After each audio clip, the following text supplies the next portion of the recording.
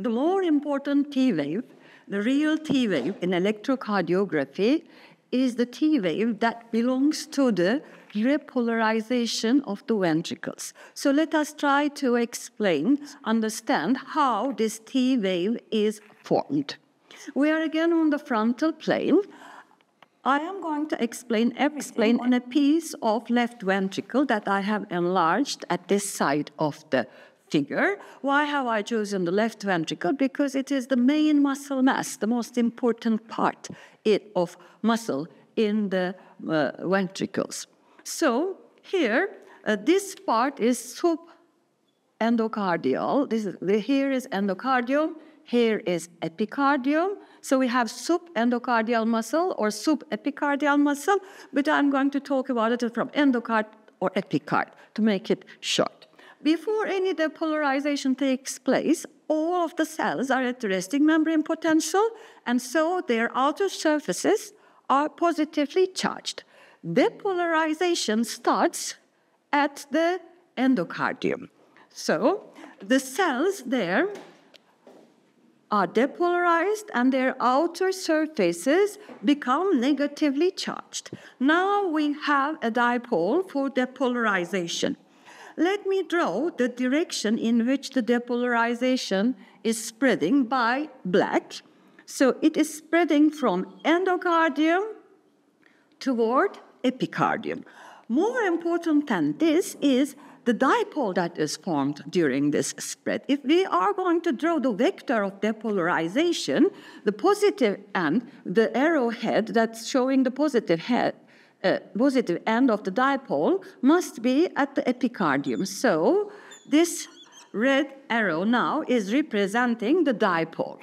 And our D2 electrode is facing the positive side of the dipole. Therefore, the main part of the QRS is going to be a positive wave. We have already talked about this. Let's move from there to the repolarization. There is a difference between the repolarization in the atria and in the ventricles. I have told that the repolarization in the atria starts at the same point with depolarization. But in the ventricles, this is not so. The area that is going to repolarize first is the epicardial area, subepicardial myocardium. And the outer surfaces of the cells here are going to be positively charged. If we draw the direction in which the repolarization is spreading by a black arrow, the repolarization is spreading from epicardium to endocardium. But what about the vector representing the dipole? The positive end of the dipole is here, so the arrowhead of the vector must be at the epicardial area. We can see here that the dipole for repolarization, the positive end of it is on the epicardial side. So the T2 electrode here will see the positive end of the dipole, and therefore it is going to record T wave as a positive wave. So we can see here that in D2, where our electrode is at plus 60 on the frontal plane, both QRS and T are positive.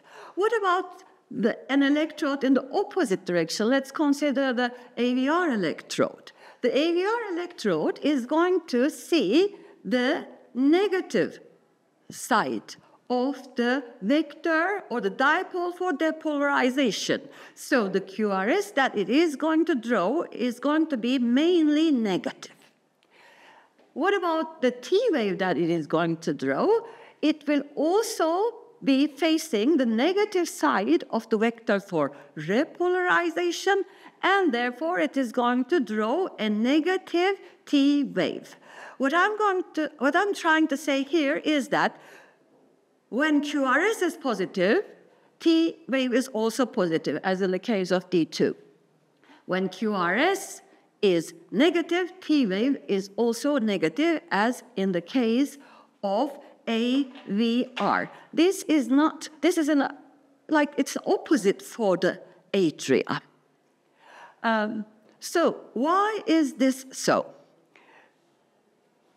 If I take this part out from the heart and examine it in the lab as a simple piece, not as the whole heart, then T wave is recorded negatively.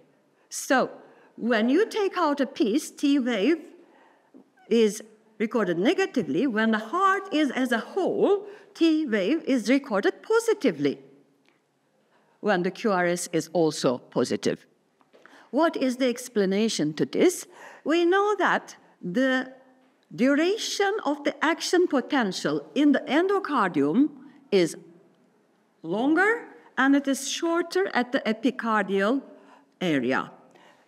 This is why repolarization starts early at the epicardial area.